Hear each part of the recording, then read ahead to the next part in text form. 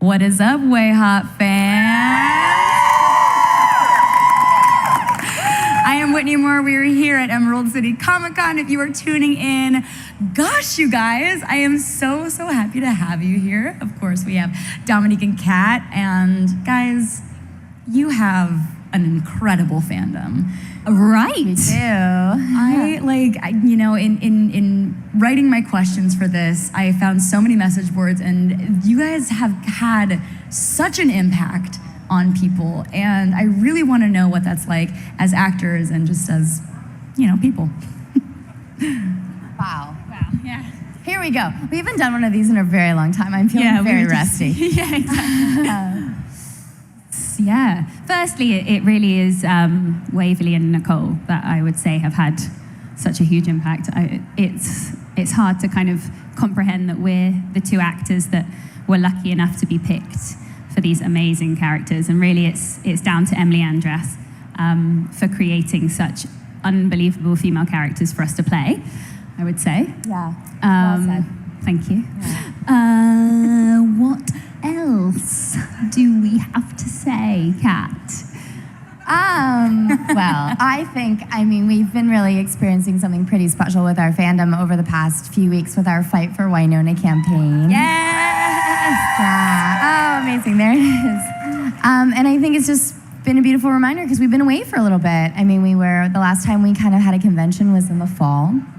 And it's been kind of an amazing kickstart to another season of doing cons, and just a wonderful reminder of why we do what we do and how amazing this community is, and a beautiful reminder that we have a big family all over the world who supports these characters and supports the show and supports each other. And it's I think we've experienced something very unique and rare with this show, and so it's just a wonderful reminder with Fight for Winona. People have been fighting. I have been seeing the hashtags. I've been seeing people use a lot of different things as mustaches, which is one of my favorite things I see online. Real quick, what is the weirdest thing that you have tried to use as a mustache? Maybe didn't work. Oh. The last one I did was with my dog's toy. And I've been doing, you probably don't know, I've been doing strange objects as mustaches. So we've been doing a little fun thing online with pictures. Show me your stash. Show me your stash, right? Well, that's the easy, always accessible one. And then leaves, various kitchen objects, twist ties, power cables, really just anything long and skinny. It's such a fun idea. It's great. As it was coming out of my mouth, I was like, first one of 2019, here it is. Go fish, yeah. We love it. We love to see the support from the fans. It's so cool because we live in a time when you can see it in actuality happening on Twitter and everywhere else. And I think a big part of that is because this is the queer show of my dreams. I love you guys, and I love your relationship, and I think that it really serves the writers as well to avoid queer baiting on it, because it somehow feels so natural and so real. How do you think they do that, and how do you guys bring that to life as actors? I think a big part of it was at the beginning, not rushing anything.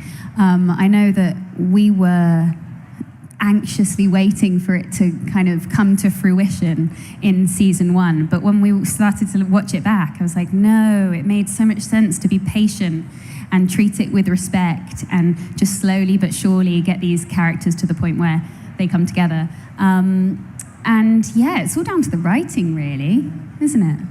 I would say too, I think it's always been, we've never treated it as a queer relationship. It was just a relationship on the show from the beginning, and we talked a lot about that, but I feel that it was never treated any differently than the relationship with Dolls and Winona, or Doc and Winona, or any of the characters on the show. And I think that's why it resonated so much with people, is because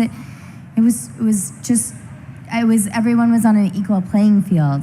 And I think that's why it's been so well received. I think it's why it's being held up as a beacon of a beautiful example of a very positive queer relationship on TV right now. And I think that's a lot due to Emily and, like you said, her patience with the story, but just everyone on the show. It was just never treated any differently, or no, it was never a big deal. So That is such a good point. Yeah. And that's so, so true. And as a result of that, you two have kind of become icons in the queer community, and that is a lot of responsibility and a lot, I mean, I can't imagine that's something that you expected. Can you talk about that a little bit?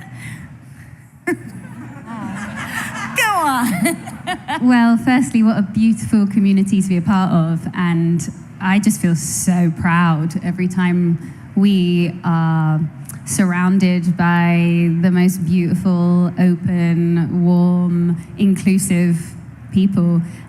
Just to be part of that family is an honor, really. Yeah. And yeah, I don't really know what else to say, but it's just an honor. I love that. Now, you guys, above everything else that this show is, it's crazy. It has so much heart. It's so fun. Above everything else to me, this seems like it has been such a fun show to make.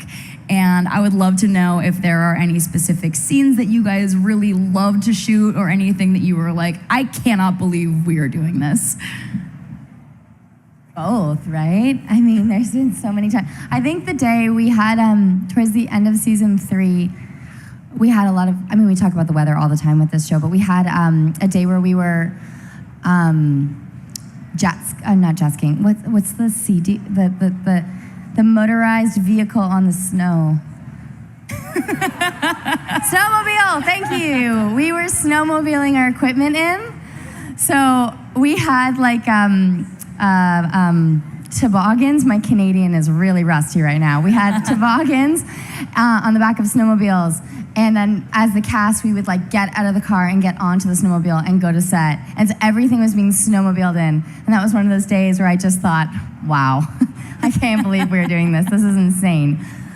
Such a cool job. It's so cool. I mean, you really do feel, we go out to these amazing remote locations and you feel like untouched, that we would never get to see, and so much so that we can't even get our trucks and everything in there. And just to get these beautiful vistas that Calgary provides us with, we have to find other ways to get in there. And so those are the days where you really feel like, wow, and just our amazing crew that there's people there at 3 a.m. setting that up and laying all these cables and getting it all ready for the like 85 people that have to come later. And it's one thing to do that when you're working on the side of a road in the summer, and it's a completely other thing to do that in the middle of like the mountains in Calgary. So those are the days where just like the logistics of getting us where we need to be seems so insurmountable that I don't know how they handle it, and it amazes me. I love that. And you could have very easily taken that question and taken it to any one of the absolutely insane scenes that you guys have gotten to play on this show. But I love the appreciation for the crew, and they're the ones that make it happen. That's lovely. Yeah. You are lovely. Wow. I'm so impressed by you guys. Okay, so I've been dodging around it a little bit, but season 3, we got to see something along the lines of a way hot proposal. And let's talk about that. I would love to hear about if you guys were writing it, if it were up to the two of you, what would a way hot wedding look like? Where would you honeymoon? Thank you. I think, I feel like I've been speaking a lot. Do you want to take this one? No, I'm quite happy to sit back and listen, to be honest. I'm like, oh, this is lovely. Thanks. We were talking a little bit about, I think it would be very small and probably on the homestead. Yeah, absolutely. With all of our closest people. Probably lots of fairy lights and candles that Waverley spent hours putting out, wouldn't you say? Flower arrangements made in the by Waverley. spring, maybe. That would be nice. What time of year? Wouldn't that be nice? The That would spring. be so lovely, wouldn't it? Yeah. And go on, Kat, you're really good at this. Okay. And I think they would honeymoon somewhere like completely different from Purgatory. Maybe they go to like Bali. Ooh, yes, please. Yeah, that would be fun. I'm down for that. Let's go with Bali and stay in one of those really beautiful places on the stilts on the water. I've always wanted that, where they have the glass floors, you can see the fish through them. Oh, yeah.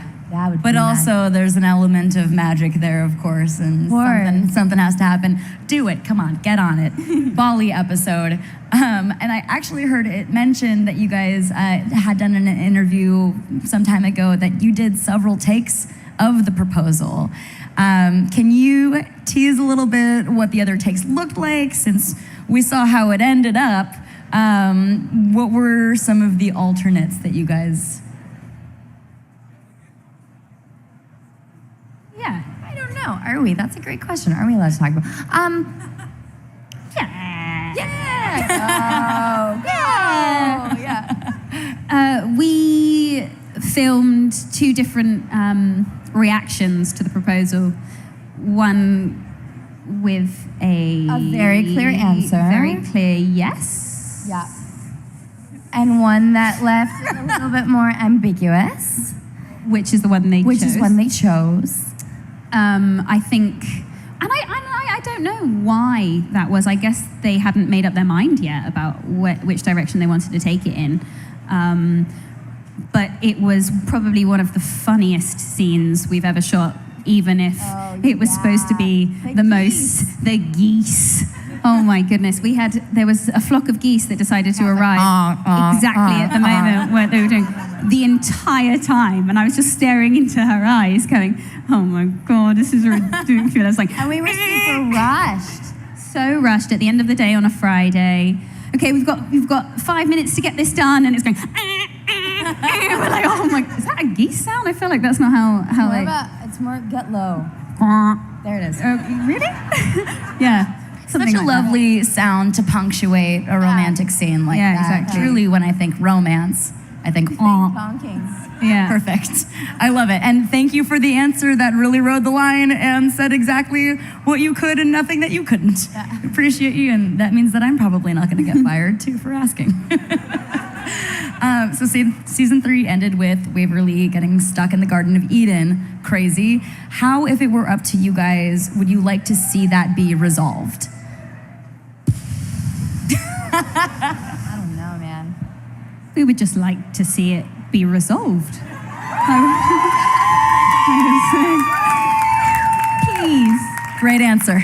Please. Great answer, and I won't press it because you know what? I'm an actor too. I'm like, I would take anything at this would point. Be great. Absolutely anything. Exactly. Yeah. Yes. All right, I love it. I love it. Something that I really admire about the two of you and your social presence is that you guys have been so open about mental health and your day-to-day struggles, and it has provided such a connection with the fans. I think people really appreciate that. Can you speak to, was that something that you guys both as individuals set out to do and say, I want to give this a platform, or did it just come from a place of, I need to talk about this? I think you probably, Kat, had much more of an incentive to do that from the beginning. I had more of an incentive. I was going through a very hard time in my life and struggling a lot with a big bout of depression and anxiety. And I remember at the time thinking, I hope that one day, this is the thing, the universe is very specific.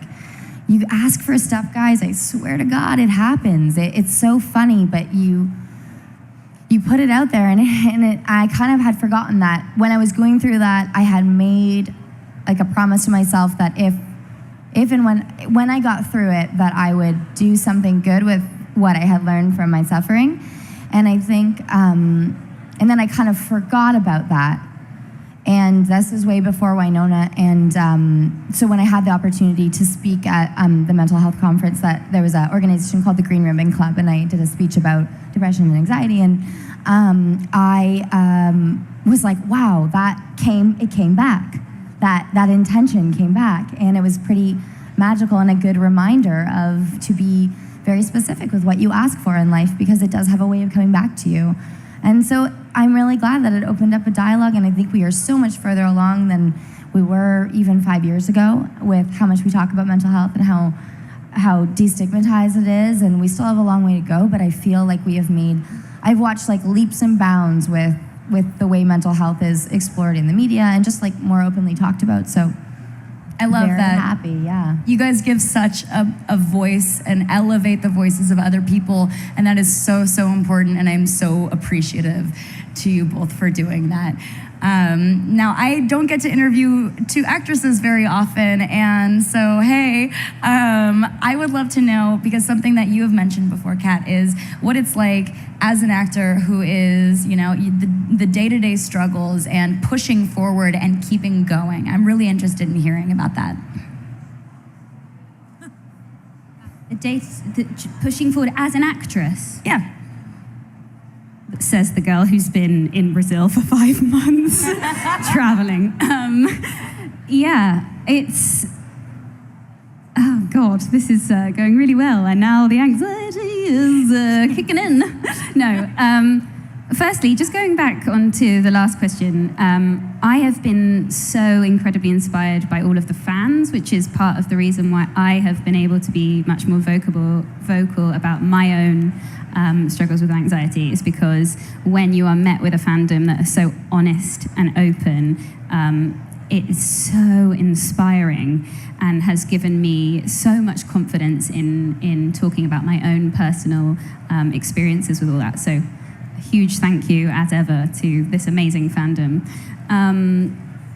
But as an actress in this business, I think we've talked about this before, but I feel like we're extremely lucky that we are living through such a groundbreaking time as females in this business, and that we're starting to see a lot of changes, which is exciting.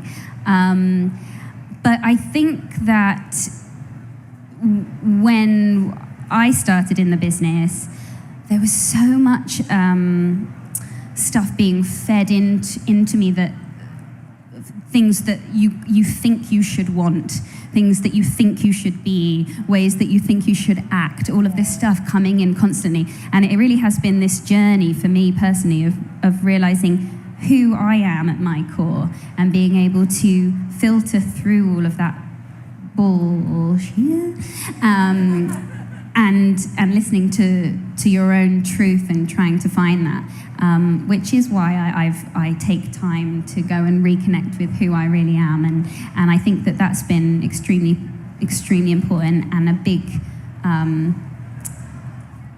breath of fresh air to then be able to step forward and keep going and keep pushing forward in the right direction.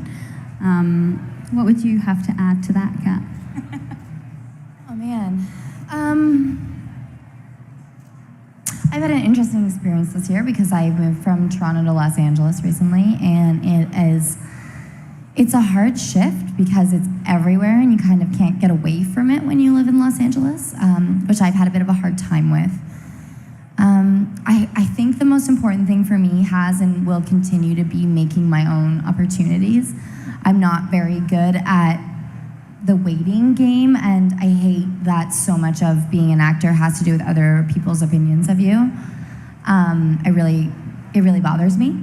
So for me, like, I get my sanity from making my own work, and I'm super passionate about that. And I find as I get more and more into this industry, I'm getting pulled more to that other side of the camera, which is really exciting and really scary for me too, because then it brings up all these other fears of not being good enough and not being smart enough and all these things that we've talked about. Which is ridiculous. But it is important, I think, no matter what you do, to find your power in it. And I think that has been a way for me to feel like I had some control, but I also had a way to express myself that wasn't dependent on other people's opinions of me. And I think that has, for many, many, many years, kept me sane and happy. By the way, you guys, this is excellent advice, not just if you're an actor, but finding your truth and figuring out who you are and sticking to it, creating opportunities for yourself. No matter what you do, listen to them, because it's true. It's so true. And speaking of creating your own opportunity, as well as a great segue, Kat, you just released a trailer for your short Pooch that you directed and starred in. Please tell me about that. I was in it, but I'm hoping basically to direct it. So it's a trailer. It's a pitch for my team to get some money for our lovely comedy about a dog walker, but it's really about the people who he works for and all his crazy clientele. So yeah, we're just go and check out Pooch the series if you can. It would help me so much. It's on my Instagram. Just go watch the trailer like a few times. It means a lot to me that people have come up to me this weekend because it's, you know, sometimes you wonder if anyone's noticing anything outside of doing Winona. Because I spend a lot of my time, and Winona is such a small fraction of the year, and I spend a lot of my time trying to make other stuff happen and pitch other show ideas. And I'm starting school. I'm starting a directing program when I go back home, so I'm really excited for that. So it's like just trying to do other stuff, but I really appreciate the support.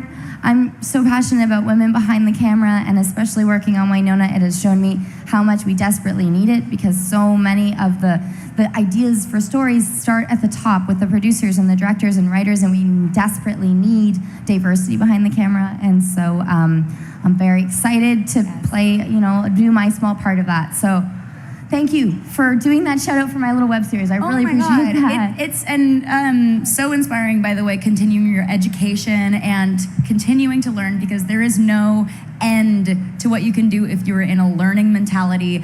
How can we as the fans support Pooch besides just watching it? Is there a hashtag going around or something? Yeah, that's basically it right now. So just right now, we just need a lot of YouTube views and a lot of comments, very specifically on the YouTube. Yeah. And then it really comes down to how well I wrote my marketing plan. So we'll see about that. But thank you for that. It's like 2 minutes of your life, and you can turn it off after 1:30. So, and it's great. Yeah. It's really cute. So. Well, we've got a couple minutes left. I would love to play a little dice game with you guys because we flew through all my questions. So what we're gonna do is either one of you can roll for the question. There is a number associated with it, and we can have some fun that way.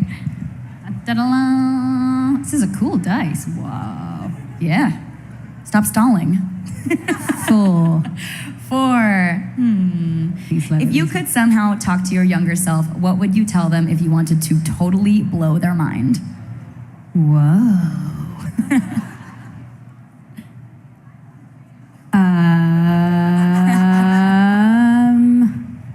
Does it have to be a true thing? I would probably go and lie. I don't see any rules on this.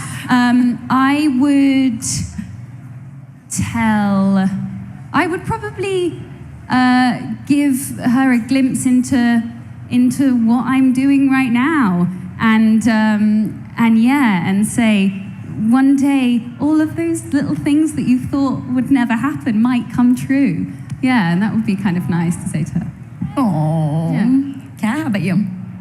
Oh shoot! I thought I was getting away. I was like, haha, that's Absolutely a hard question. not. I think